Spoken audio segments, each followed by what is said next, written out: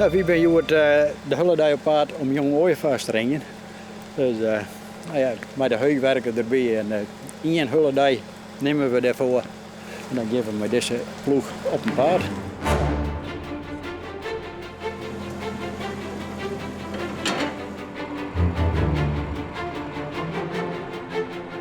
Hij is een ooievaar. Ja. Hoe gaat het dan? Nou, dan geven we bij de heugwerker om heug erheen en dan drukken we er een ring om. En dan geven we naar beneden en dan pakken we het volgende nest. Maar hij dan wel eens ruzie met een ooievaar?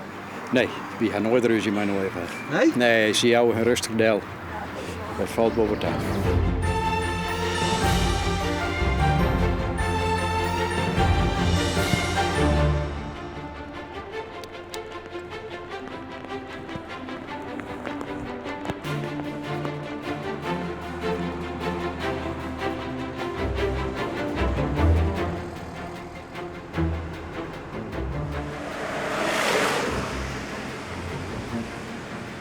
Jo, toch dat wel sierlijk.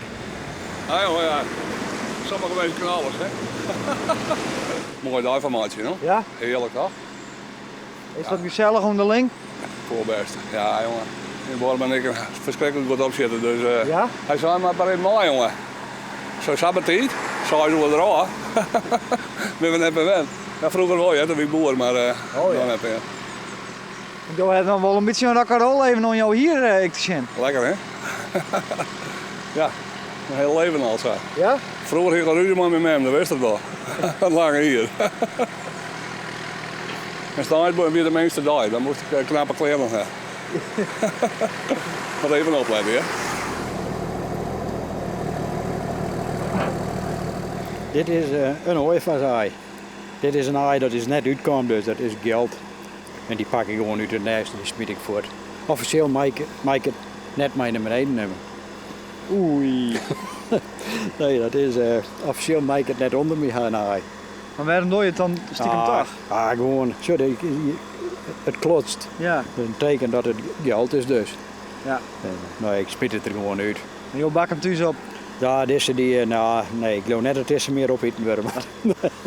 Maar krijg je nou extra omdat je nou eruit hellen, hè? Nou, ik denk, daar ben ik gewoon, meestal die yoghurt net eens. Dus, nee, valt dat.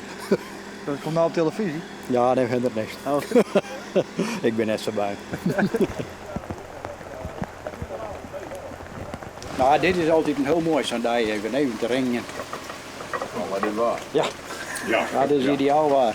Dat heb ik besteld. Maar dan heb ik om te eten koffie drinken, hoor. Dan krijg ik geen koffie, hè? Nee. Maar dan staat hij begint erop. Ja, want ik ben ook zo streng. Ja. Dus, ja.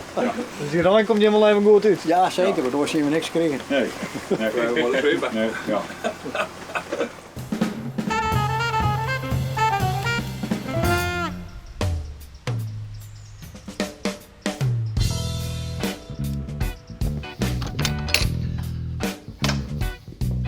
Hier zit mijn grote Duits hobby. Ik heb een stuk of 12 trekkers en je bent jaren mee aan het verzamelen geweest. Ik denk dat het in de genen zit. Van vroeger was ik al als liets jonkje, had een neef en die had een oud Narmach trekkerke en dan mochten we wel eens meerijden. En sindsdien heb ik dat altijd prachtig gevonden. Het is zelfs nog zo, toen ik vroeger een vriendinnetje kreeg, mijn huidige vrouw, daar stond op het heem een 1-cilinder Duits trekkerke. En toen heb ik voor het eigenlijk al gedacht van, dit zit goed, die krijg ik nou wel eens te pakken. En toen heb ik de dochter en de Duits trekker op lijst gekregen. Maar ik heb nog iets bijzonders, kom maar eens even mee.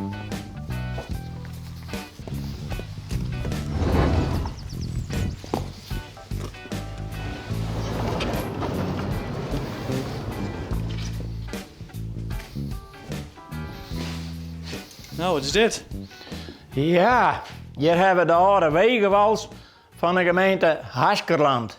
Van voor de oorlog. Een wals. Wat maakt jou maar een wals? Dat weet ik niet, dat vraag ik me vaak. Au, wat markeert die? Kost wel helemaal niet goed wezen, maar dat is de kwaal.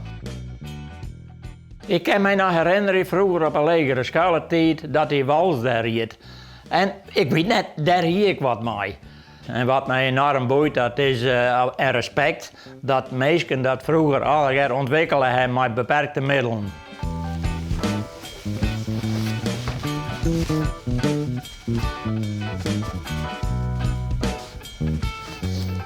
Nou, zo, dan ben ik er klaar voor. Ik heb hem in de tijd van de gemeente hartstikke lang gekregen. Dat is wel hier of 15 lijn. En toen zeggen er net naar uit, 4 winters ermee bezig geweest. Maar het heeft al resulteerd in dat er weer compleet gereviseerd eigenlijk is.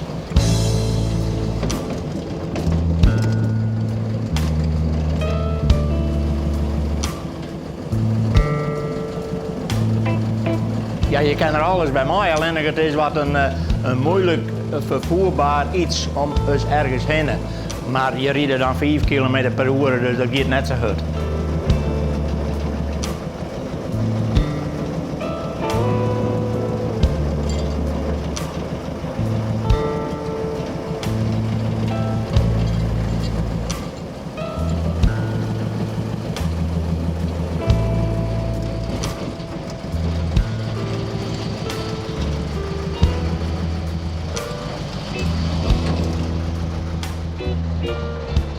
Om het te bewaren voor het nageslacht, dat is mijn opzet.